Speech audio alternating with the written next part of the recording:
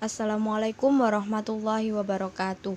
Pada kesempatan kali ini, kita akan belajar mengenai pendidikan Pancasila dan kewarganegaraan, di mana pada bab pertama kita akan membahas mengenai hakikat bangsa dan negara. Sebelum saya masuk kepada materi hakikat bangsa dan negara, kita perlu tahu di materi kali ini kita akan membahas apa saja. Pada materi bab pertama, hakikat bangsa dan negara, kita belajar 6 subbab. Ada 6 subbab yang akan kita pelajari. Di mana yang pertama, kedudukan manusia. Manusia sebagai makhluk individu dan manusia sebagai makhluk sosial. Subbab yang kedua, kita akan bahas mengenai pengertian bangsa dan negara. Subbab yang ketiga, kita bahas mengenai proses terjadinya negara. Kemudian subbab yang keempat, kita akan belajar mengenai unsur-unsur terbentuknya negara. Yang kelima ada sifat dan tujuan negara. Dan yang keenam ada fungsi negara. Kedudukan manusia pada dasarnya itu ada dua. Manusia sebagai makhluk individu dan manusia sebagai makhluk sosial. Akan tetapi di sini saya menambahkan satu kedudukan lagi, yaitu manusia sebagai makhluk ciptaan Tuhan. Apa yang dimaksud dengan manusia sebagai makhluk ciptaan Tuhan? Manusia sebagai makhluk ciptaan Tuhan itu berarti bahwa manusia wajib berbakti dan mengabdi sesuai agama atau kepercayaan dengan cara menjalankan semua perintahnya dan menjauhi semua larangannya. Yang kedua, kedudukan manusia sebagai makhluk individu. Apa maksud manusia sebagai makhluk individu? Artinya manusia memiliki jiwa dan raga. Ketika manusia berkedudukan sebagai makhluk individu, maka dia harus bisa menunjukkan bahwa dia adalah makhluk yang juga bisa hidup sendiri. Contohnya adalah ketika kita sebagai makhluk individu, kita harus rajin belajar. Hal tersebut menunjukkan kedudukan manusia sebagai makhluk individu. Yang ketiga, manusia sebagai makhluk sosial. Manusia sebagai makhluk sosial pada dasarnya adalah manusia tersebut tidak dapat hidup sendiri. Artinya apa? Manusia tersebut membutuhkan bantuan orang lain. Yang kedua, kita akan bahas mengenai hakikat bangsa. Pengertian bangsa itu sebenarnya ada banyak sekali. Di sini saya mengambil dua contoh, yaitu pengertian bangsa menurut Ernest Renan dan Otto Bauer.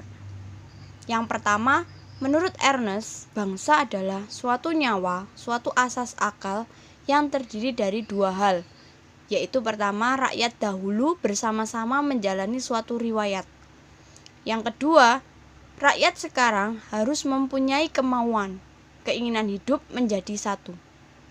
Sedangkan pengertian bangsa menurut Otto Bauer, bangsa adalah sekelompok manusia yang terbentuk karena mempunyai suatu kesamaan karakter atau watak. Karakter atau watak ini tumbuh karena adanya kesamaan pengalaman. Sehingga bisa kita simpulkan, bangsa adalah kesatuan orang-orang yang sama asal-usulnya, keturunannya, adat istiadat, bahasa dan sejarahnya, golongan orang yang mempunyai asal-usul dan sifat khas yang sama, serta mendiami suatu wilayah tertentu. Unsur terbentuknya bangsa dibagi menjadi 5. Yang pertama, ada sekelompok manusia yang mempunyai kemauan untuk bersatu. Yang kedua, berada dalam suatu wilayah tertentu. Yang ketiga, ada kehendak untuk membentuk atau berada di bawah pemerintahan yang dibuatnya sendiri. Yang keempat, memiliki perasaan senasib, seperjuangan, satu tujuan, serta memiliki kesamaan cita-cita. Dan yang terakhir, mempunyai asal-usul dan keturunan yang sama. Selanjutnya, hakikat negara. Hakikat negara juga memiliki banyak sekali pengertian. Salah satunya yang saya ambil itu adalah pengertian negara menurut Aristoteles dan George Jelinek. Menurut Aristoteles, negara adalah perpaduan beberapa keluarga mencakup beberapa desa hingga pada akhirnya dapat berdiri sendiri sepenuhnya dengan tujuan kesenangan dan tujuan bersama. Sedangkan menurut George, negara adalah organisasi kekuasaan dari sekelompok manusia yang telah berkediaman di wilayah tertentu. Sehingga dapat kita simpulkan, pengertian negara atau hakikat negara adalah organisasi masyarakat yang memiliki wilayah tertentu dan berada di bawah pemerintahan yang berdaulat yang mengatur kehidupan masyarakat tersebut. Unsur-unsur terbentuknya negara dibagi menjadi dua. Yang pertama ada unsur konstitutif atau sering disebut sebagai unsur mutlak. Artinya unsur tersebut harus ada dan tidak boleh kurang. Dan yang kedua ada unsur deklaratif atau unsur tidak mutlak.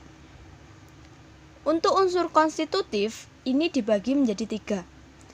Yang pertama ada rakyat, ada wilayah, dan ada pemerintahan yang berdaulat. Rakyat di sini nanti pengertiannya ada dua, dibagi menjadi dua. Ada warga negara dan bukan warga negara atau warga negara asing. Dan yang kedua ada penduduk dan bukan penduduk. Sedangkan wilayah nanti penjabarannya dibagi menjadi 4. Ada wilayah daratan, wilayah lautan, wilayah udara, dan wilayah ekstrateritorial. Pemerintahan yang berdaulat itu dibagi menjadi 2. Ada pemerintahan yang berdaulat ke dalam dan pemerintahan yang berdaulat keluar. Apa yang dimaksud dengan pemerintahan yang berdaulat ke dalam dan pemerintahan yang berdaulat keluar? Pemerintahan yang berdaulat ke dalam di sini dimaksudkan bahwa pemerintah atau negara memiliki kekuasaan atau memiliki wewenang untuk mengatur masyarakatnya atau mengatur warganya. Sedangkan pemerintahan yang berdaulat keluar di sini memiliki arti bahwa pemerintah dalam negara tersebut mempunyai wewenang untuk melakukan kerjasama dengan negara lain atau melakukan hubungan diplomasi. Yang kedua ada unsur deklaratif atau sering kita sebut sebagai unsur tidak mutlak. Unsur deklaratif dibagi menjadi 2. Ada pengakuan secara de facto dan pengakuan secara de jure. Pengakuan de facto ini bisa kita artikan bahwa pengakuan yang didasarkan pada fakta atau kenyataan. Pengakuan de facto dibagi menjadi 2. Ada pengakuan de facto yang bersifat sementara dan pengakuan de facto yang bersifat tetap. Yang kedua yaitu pengakuan secara de jure. Pengakuan secara de jure ini kita artikan sebagai pengakuan yang didasarkan pada hukum atau aturan hukum. Selanjutnya kita akan bahas mengenai sifat-sifat negara. Sifat-sifat negara di sini dibagi menjadi 3. Ada sifat memaksa, monopoli, dan sifat mencakup semua. Sifat memaksa di sini diartikan negara mempunyai kekuatan fisik secara legal. Artinya apa? Negara tersebut memiliki hak atau kewenangan untuk memaksakan berbagai peraturan yang dibuatnya agar ditaati oleh seluruh warganya. Untuk memaksakan berbagai peraturan yang dibuatnya, pemerintah negara memiliki sarana seperti tentara, polisi, hakim, jaksa, dan alat hukum lainnya. Yang kedua yaitu sifat monopoli. Sifat monopoli di sini diartikan sebagai negara menetapkan tujuan bersama masyarakat, yaitu tujuan menentukan mana yang boleh atau baik dan mana yang tidak boleh atau tidak baik, karena dianggap bertentangan dengan tujuan negara dan masyarakat. Sifat yang ketiga yaitu sifat mencakup semua. di mana sifat mencakup semua ini diartikan bahwa segala peraturan perundang-undangan yang berlaku adalah untuk semua orang tanpa terkecuali. Selanjutnya, tujuan Negara Kesatuan Republik Indonesia. Tujuan NKRI di sini dibagi menjadi dua.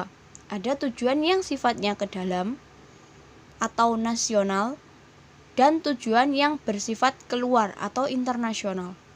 Tujuan yang bersifat ke dalam dibagi menjadi tiga. Yang pertama, yaitu melindungi segenap bangsa dan seluruh tumpah darah Indonesia. Yang kedua, memajukan kesejahteraan umum. Dan yang ketiga, mencerdaskan kehidupan bangsa. Sedangkan tujuan yang bersifat keluar, di sini hanya ada satu, yaitu ikut melaksanakan ketertiban dunia yang berdasarkan perdamaian abadi dan keadilan sosial. Tujuan Negara Kesatuan Republik Indonesia ini tercantum dalam pembukaan Undang-Undang Dasar Negara Republik Indonesia tahun 1945 pada alinea keempat. Selanjutnya kita bahas mengenai fungsi NKRI. Fungsi NKRI di sini ada 4. Yang pertama yaitu fungsi pertahanan. Fungsi pertahanan di sini dimaksudkan bahwa negara mempunyai kemampuan menanggulangi timbulnya serangan dan ancaman, baik yang berasal dari dalam maupun yang berasal dari luar, dengan cara membentuk alat negara yang tangguh demi tetap tegaknya negara. Fungsi pertahanan di sini dijalankan oleh Tentara Nasional Indonesia atau TNI.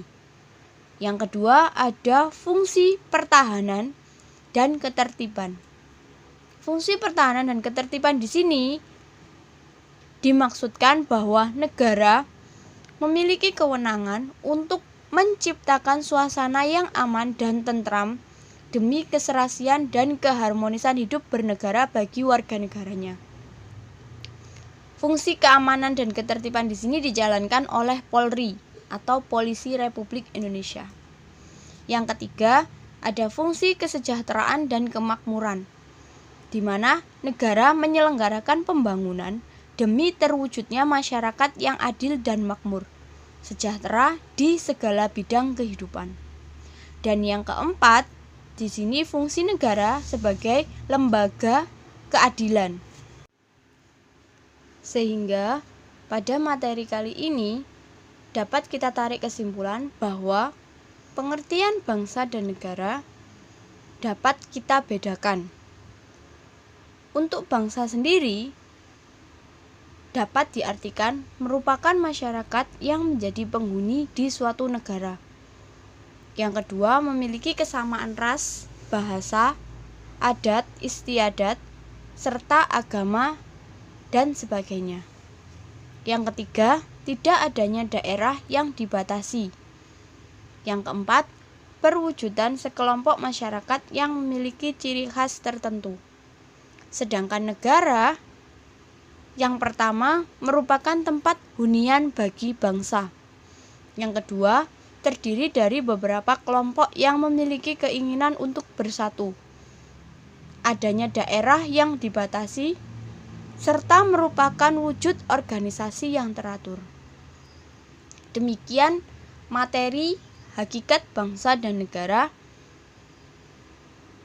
yang bisa saya sampaikan. Kita bertemu lagi pada materi selanjutnya yang akan membahas mengenai fungsi dan kedudukan Pancasila. Demikian materi yang bisa saya sampaikan pada bab yang pertama yang membahas tentang hakikat bangsa dan negara. Kurang lebihnya saya mohon maaf. Wabillahi taufiq wal hidayah. Wassalamualaikum warahmatullahi wabarakatuh.